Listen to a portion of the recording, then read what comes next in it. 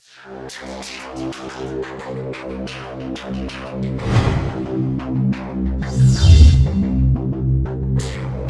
1950s, most UFO cases involved sightings of unusual aircraft or lights in the night sky. In addition, there were the contactee cases, where individuals reported communication with UFO occupants, often depicted as friendly and wise. But in the fall of 1961, a New England couple encountered a UFO that dramatically changed their lives and raised new questions about the intentions of UFOs. Betty and Barney Hill might seem unlikely candidates to rewrite UFO history. Betty was a department supervisor in the state government. Barney worked for the Postal Service. They were driving home to New Hampshire from a vacation in Canada when their encounter began. As they motored down Route 3 in the isolated White Mountains, Betty noticed a curious star in the sky that seemed to be following their car. The Hills stopped the car as the light got closer to them. Peering through binoculars, Barney reported seeing red, amber, and green flashing lights. Panicked, Barney jumped back in the car and started speeding down the road. When the Hills arrived home to Portsmouth, New Hampshire, they realized that the trip had taken 2 hours longer than expected. Within days of their sighting, Betty Hill began having nightmares in which she and Barney were taken aboard a flying saucer and then medically examined. The Hills filed a sighting report with NICAP, a newly formed UFO research group. Then the emotional trauma from their experience prompted Barney and Betty Hill to seek the help of Dr. Benjamin Simon, a prominent Boston psychiatrist. Dr. Simon used hypnosis to treat the Hills over the course of several months. Betty and Barney Hill said the therapy helped them recover some memories of their missing 2 hours.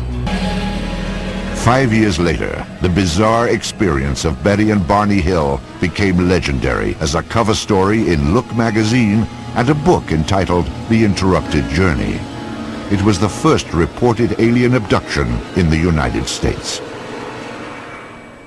The Hills psychiatrist, Dr. Simon, remained skeptical of their account. However, once the case was made public, other witnesses came forward with similar stories. Authors like Dr. David M. Jacobs call them abductions. Well, the core abduction scenario involves basically a person who is taken out of his or her normal environment, usually against their will, and taken on board an object, a UFO if you will, and their clothes are removed, they're placed on a table, they're given a mental, physical, and kind of reproductive series of examinations, procedures, and then they're released, brought back, and they forget about what happened to them almost immediately, although they might know that something strange has happened. They don't necessarily connect it to the abduction phenomenon. Beginning with the Hills, most abductees have made sketches to illustrate their experience. They often picture the strange beings they encounter, now known as greys. The most predominant one are the small gray aliens and taller gray aliens as well. The taller gray aliens seem to be more in charge in the abduction scenario. The smaller gray aliens seem to be more assistants or helpers. These are beings that are thin, have no hair, large heads, very large black eyes, no pupils in them, just sort of opaque. No nose to speak of, although there might be a little bump or a ridge there.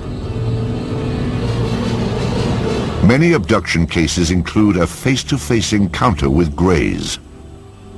Among the most credible was the incident reported by 4 college friends after a harrowing trip in the summer of 1976.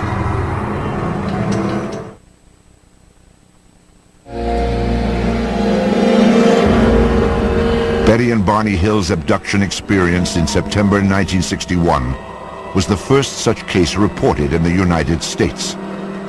But in the following decades, accounts of alien abduction became increasingly common. Few stories were as sensational as the experience reported by 4 friends who took what was supposed to be an ordinary camping trip.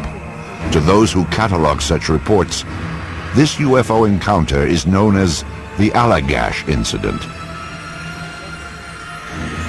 In the summer of 1976, art students Charlie Fultz, Chuck Rack, and twins Jack and Jim Weiner traveled north from Boston into the wilderness of Maine.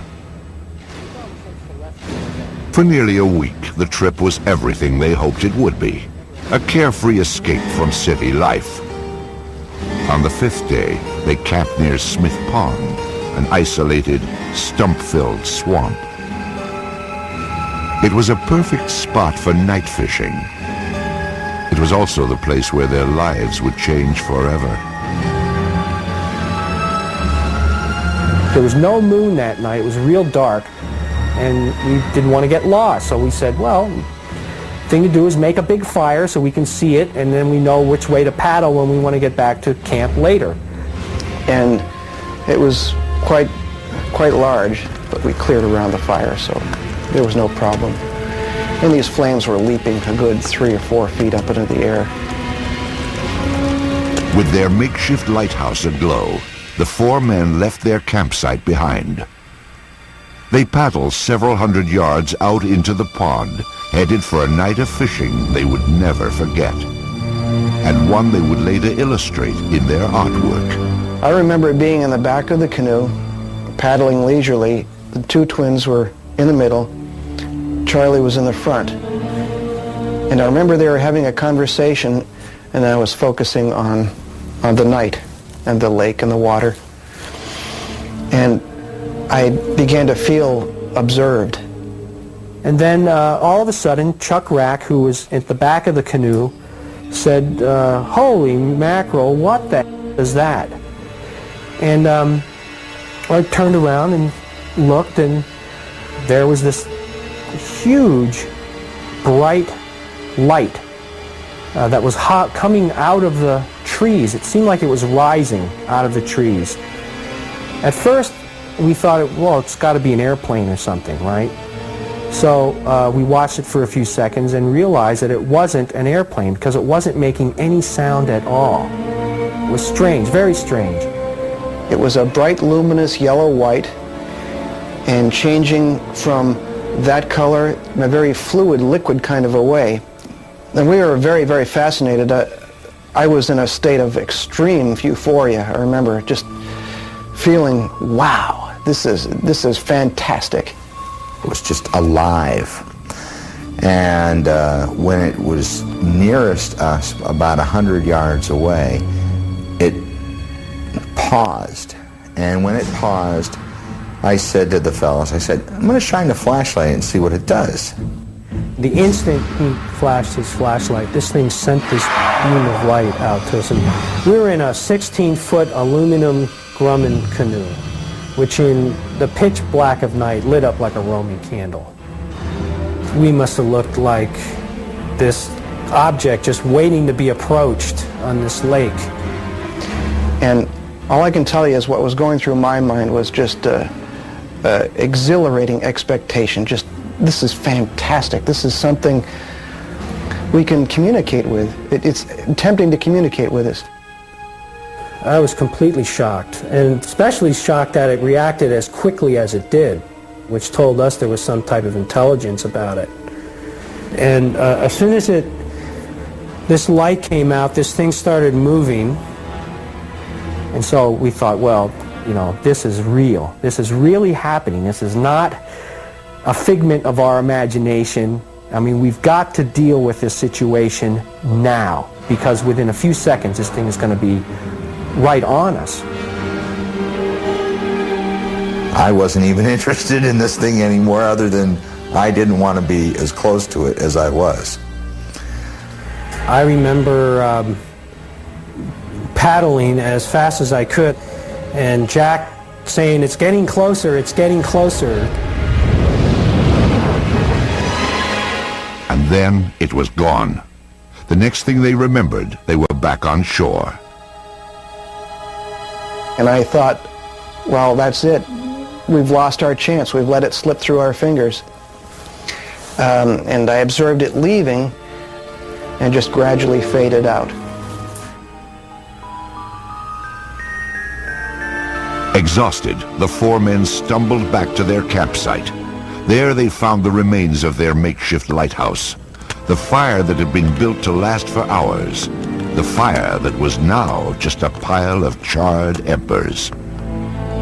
At the time, no one gave it much thought, though it would later play a large role in their sighting. That night, nothing more was discussed. Not the fire, not the unknown object that had chased them only moments before.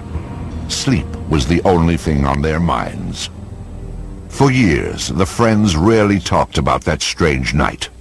Then, in 1978, memories of the sighting began to resurface. Jim Weiner had developed temporal epilepsy after a car accident and suffered periodic seizures. These fits were often triggered by sleep deprivation, and by 1980, Jim was definitely not sleeping well. Vivid nightmares had become a perpetual torment. All I remember is seeing vague figures, anthropomorphic in shape, but they did not seem human to me. They were around me, and they were either doing things with my genitals, or they were prodding me with some types of instruments. There was an extreme feeling of malevolence. I mean, I was absolutely always felt terrified in this situation. For a time, Jim kept his nightmares secret. Then he confided in his brother. Jack Weiner's reaction was totally unexpected. So he starts telling me this, my nightmare, on the phone, and I go, holy mackerel, I've been having the same nightmares. What is going on here? There was no apparent explanation, but Jim was getting worse, his doctors growing more concerned. Repeatedly, they asked Jim what was wrong, and he finally revealed the nightmares. A psychiatrist working on the case said it sounded like an abduction experience. The doctor suggested that Jim speak to Ray Fowler, a UFO researcher. Jim repeated his story. Fowler took it seriously. Later, the other three also underwent hypnosis. Finally, 4 years after the incident, the details of that terrifying August night would emerge. When four college friends set off for a camping trip in August of 1976, they never dreamed they would end up at the epicenter of one of the most famous cases in UFO history.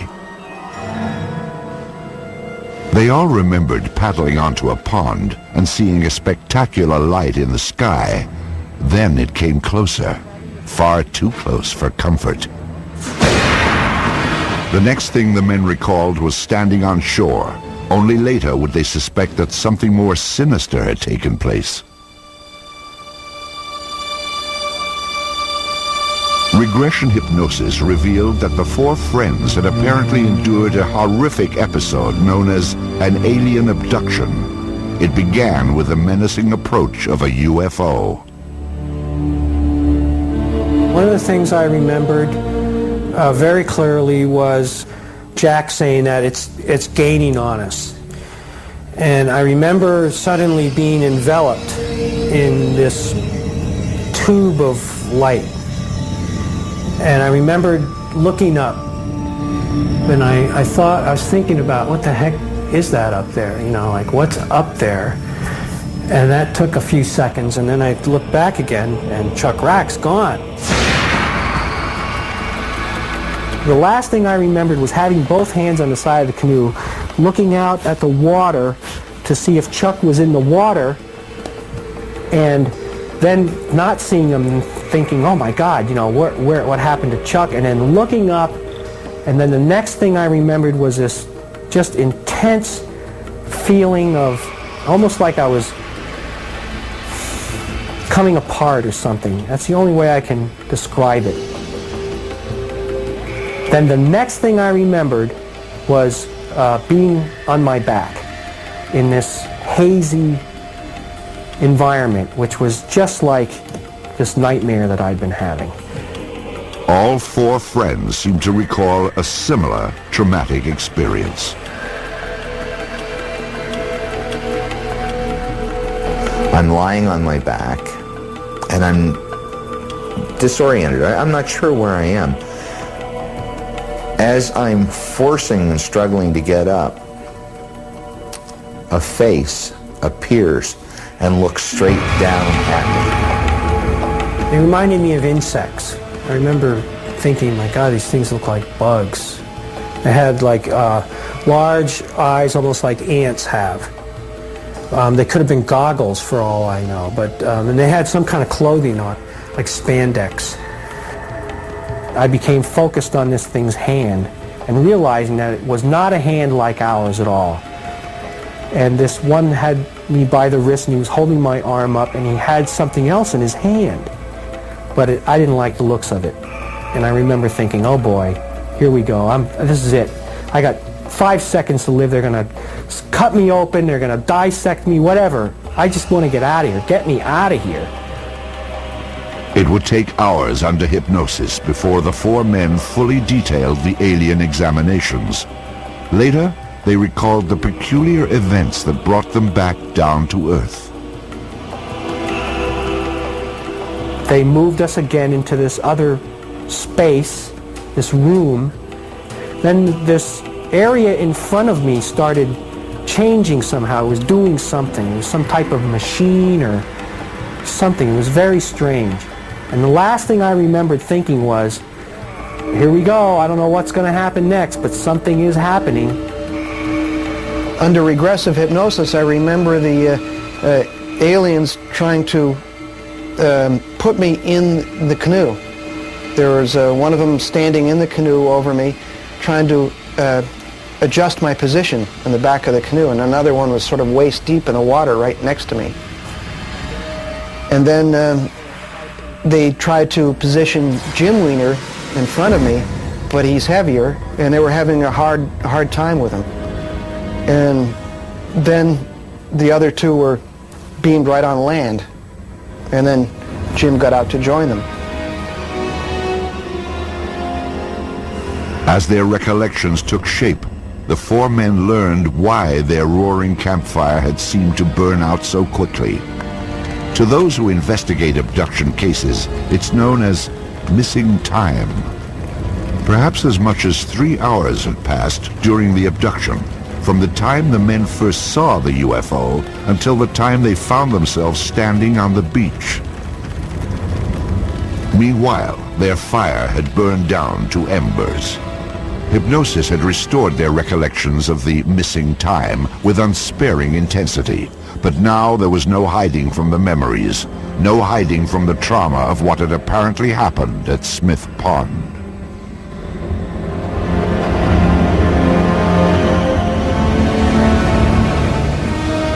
I mean, every time I had one of these experiences, I would rationalize it as a dream so I could cope with it and say, well, what the heck is really going on here? Is it related to my seizure disorder? Is it, something I'm eating? Do I have a brain tumor? Am I working too hard, or am I under a lot of stress? What the heck could possibly cause this kind of repetitive experience? The Allagash Four are not alone. Their story is remarkably similar to the accounts of thousands of other ordinary people who face the nightmarish certainty that they have been in the hands of aliens. Still, despite all the convincing testimony, the subject of alien abductions is the source of bitter controversy.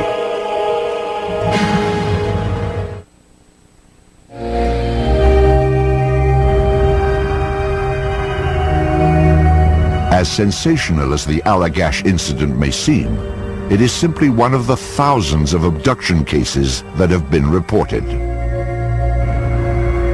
Among UFO researchers, it is regarded as a reliable report with solid eyewitness testimony. Indeed, for those who have examined the case closely, it confirms that at least some people have come face to face with alien creatures.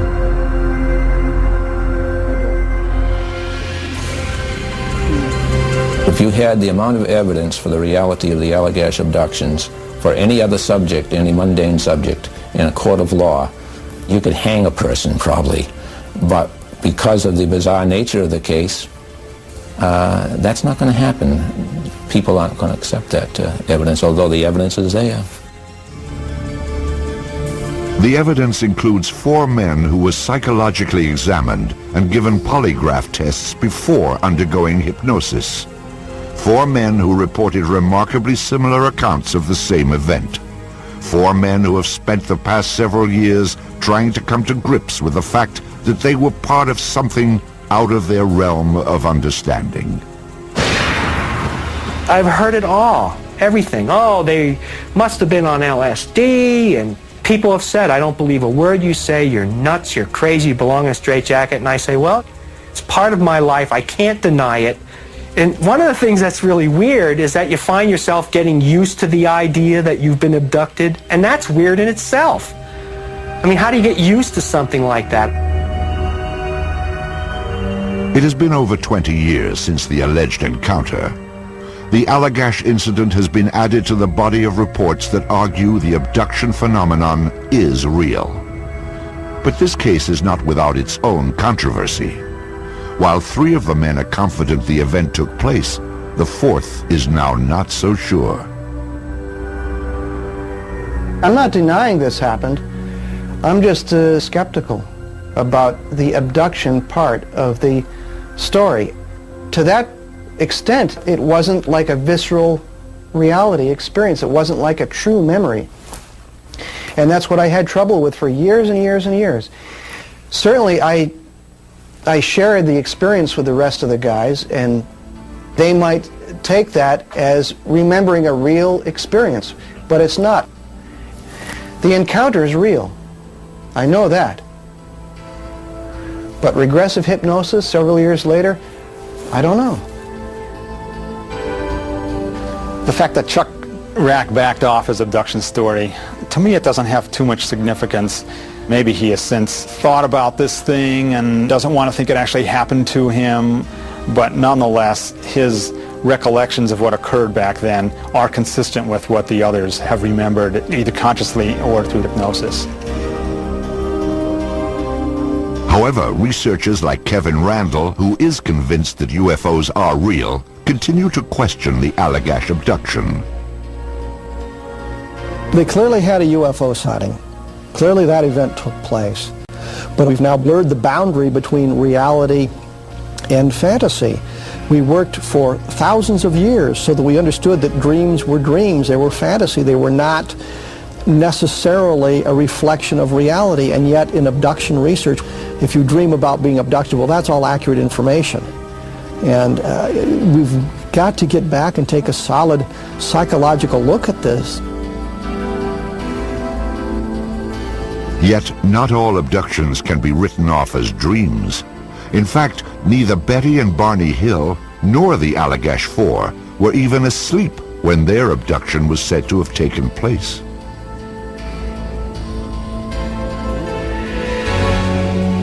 Among the many controversies surrounding abductions is the use of hypnosis to recall the experience. The technique was first used in 1961 by Dr. Benjamin Simon in the case of Betty and Barney Hill. Advocates of hypnosis claim it can help to unlock suppressed memories and provide investigators with details of unearthly and often frightening events. I use hypnosis to help people relax, and in a relaxed trance state, they seem to have access to these memories which have been, as it were, systematically blocked by the UFO occupants. New York City artist and best-selling author Bud Hopkins is one of the leading pioneers in UFO abduction research. Hopkins claims that since 1975, he has unearthed an enormous number of similar incidents.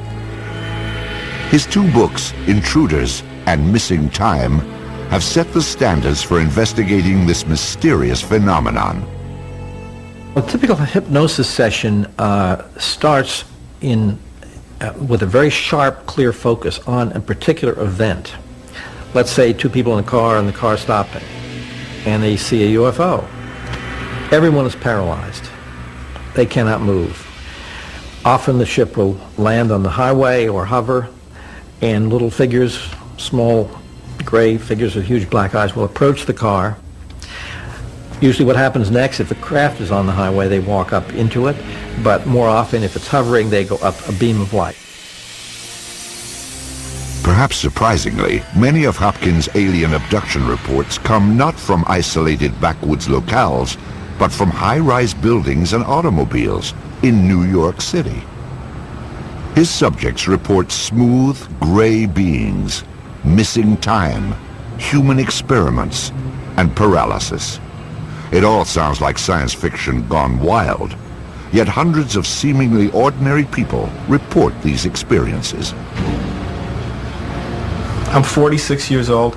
I have two grown kids. My daughter's 23, my son is 20. I've been married for 26 years, and I've earned a good living as a musician and a graphic artist. And for all intents and purposes, have lived a very dull, normal, mundane kind of a life.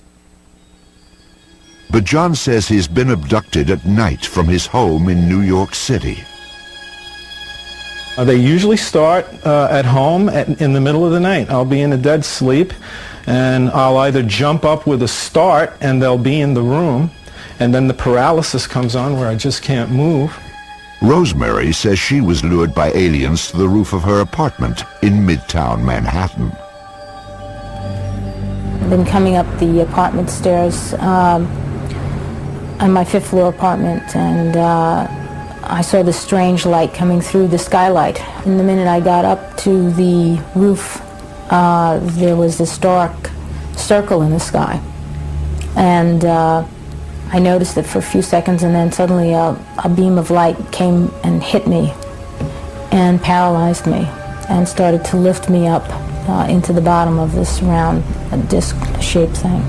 And I'll be taken out of the house and on board a craft, and the medical procedures are performed. I remember it's a round room. There's a pedestal table in the middle of this thing. There are instruments and things that come right out of the walls and from the ceiling. I'll be placed on the table. I'm immobilized. I can't move. Basically, they just put me on a table, and then some kind of a device came down and hit me in the chest because I wasn't breathing very well. And there were these beings around me. This taller being will come over, and there's usually a few of them around me at that point, and one is acting kind of as an anesthetist, where he's keeping me calmed and reassured, while the other guy is performing all of these really painful, intrusive physical procedures. Ultimately, abduction cases rest on the credibility of the witnesses themselves. If you trace the history of this, before this subject was even known, before it was all over television, before people were aware of it, the patterns were already established. So it seems to me there are only two apparent possible explanations for this. Either they really are being abducted, or there is some totally unprecedented, unknown mass hallucination or delusion going on, and that should be of great interest to science too. Clearly, no one would believe or even take seriously the abduction phenomenon if there was only one person who was telling these tales, regardless of the social pedigree of that person or the prominence of the investigator who investigated that person. We would just say, well, that person's hallucinating, deluded, crazy. So the reason that the abduction phenomenon is a phenomenon is that many people report abductions with conviction, and that they report similar details of the experience. So the question is, where does this consistency of storyline arise from? Even if people were hallucinating, why are the hallucinations the same? While abduction scenarios are similar from case to case, most have unique details, often overlooked in media coverage of the incident. For example, in the Betty and Barney Hill abduction, it was not generally reported that Barney had dentures. According to Betty Hill's account, dentures were apparently a novelty to the alien abductors. They come in and they start pulling on Betty's teeth. They were in separate rooms on board the craft. And she's trying to find out what's going on. Well, they don't understand how Barney's teeth come out and hers don't. Now, who would make up a story like that? The human brain is the most complex object known of in the universe. We know of nothing more complex. And it produces a vast range of conscious states, mind states. So somebody's driving along, and they've been driving at night for hours upon hours upon hours.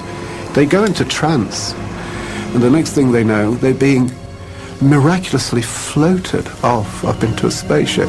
If you look at the idea of floating off to a spaceship, you are looking at perfect description of an out-of-body experience, a lucid dream experience. There's a whole gamut, a whole range of sleep disorders that fit in absolute detail everything that an abductee describes. What we have is a total ignorance of these states of consciousness.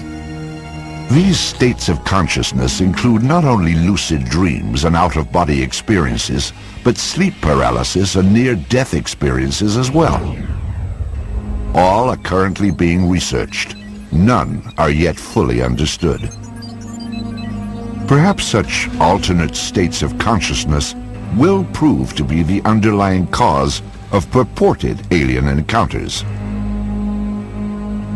However, in the event such research can't explain away abductions, most people still won't find it any easier to accept that these bizarre events truly occur.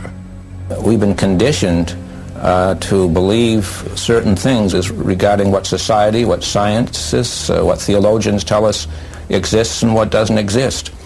And when something intrudes into this reality and doesn't fit, it's taboo because people don't want to accept this because it affects their worldview. So this goes across science, theology, you name it. It's very hard to accept things that just don't fit our preconceived notions of what should be and what shouldn't be.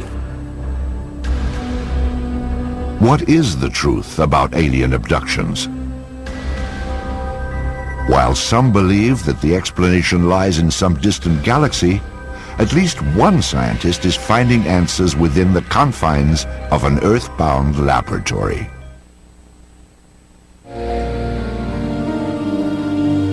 Alien abductions have been reported now for well over 30 years.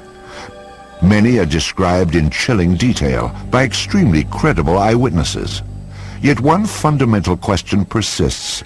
Are these truly real experiences, or are they somehow imagined? At Laurentian University in Ontario, Canada, neuroscientist Michael Persinger is testing a new theory.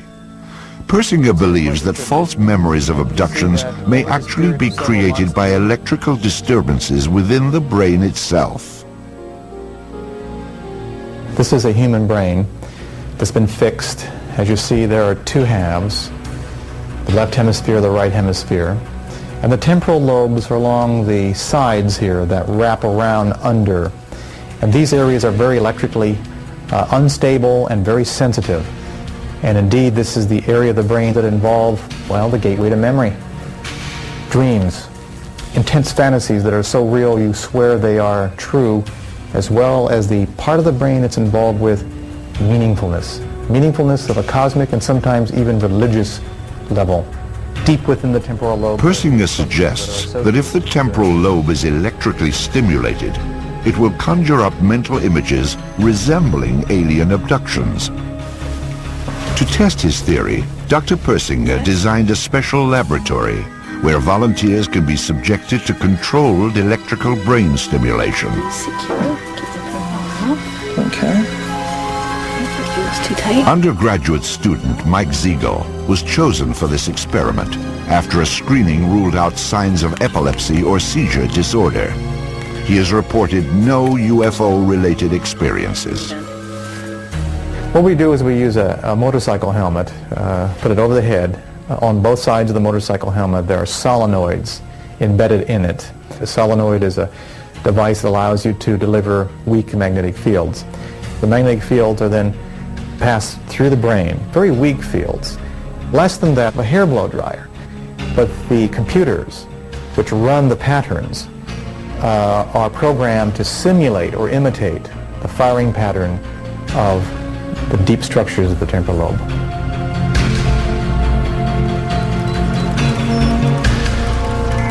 As a programmed sequence is initiated, waveforms from the computer are sent to the brain of the subject. If we stimulate the temporal lobe towards the caudal or back part, it'd be visual experiences. Towards the front, smell experiences. But the fundamental experience is that of movement, feeling out of your body, feeling displaced, feeling the sense of a presence as if someone else is in the room with you, feeling intrusive thoughts as if thoughts are coming from outside you, ego alien thoughts. This pattern, Persinger believes, will produce an experience with many of the components of an alien abduction. I remember feeling very light for a while, just drifting.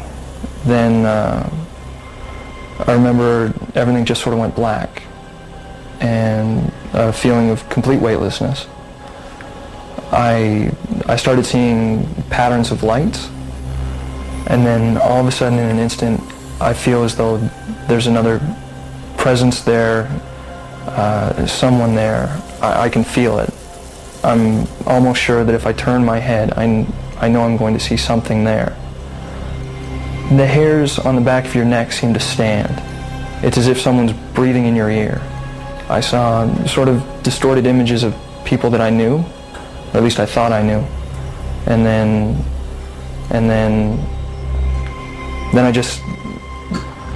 I felt this tremendous sort of rush of fear, tremendous anxiety. I wanted to get out. If I could have ripped off the electrodes and gotten out of the room, I would have. My legs felt like they weighed 2 tons. I couldn't have moved them if I wanted to. And I just felt cold. I started to shiver. It was here that the experience took on the startling characteristics of an encounter with the aliens known as Greys. The lights were most definitely white, pure white. And then I saw the people. And then I felt this rush of fear. And as far as the people, they were grayish. It was a grayish color. They seemed to not really shine, just like wax. That's pretty much the only way I could describe it, like wax. Grayish, elongated wax people. Persinger's tests raise an obvious question. What natural force could duplicate the electrical stimulation so carefully orchestrated in the lab? It has long been known that movements of the Earth's crust can produce bursts of light in the atmosphere. According to Dr. Persinger, these luminous displays release electromagnetic charges that can trigger abduction-like thoughts, just as in his tests. Did Betty and Barney Hill witness such a luminous display? Are abductees like the Allagash 4 victims of a similar flash of energy? The duration of the events, they're not just brief bursts of things. They're very elaborate, detailed stories. The Hill case, the Allagash case, and hundreds of other cases. They often involve other people. The notion that you've got somehow natural electromagnetic waves affecting 2 people identically so that their stories match and jibe makes no sense at all. In the end, abduction cases remain the most troubling of the UFO accounts. They offer little or no physical evidence as proof and rely almost exclusively on personal testimony. I don't know. Yet if even one of the thousands of stories is true, It suggests a most unappetizing possibility, that humanity is at the mercy of superior beings that can do with us as they please.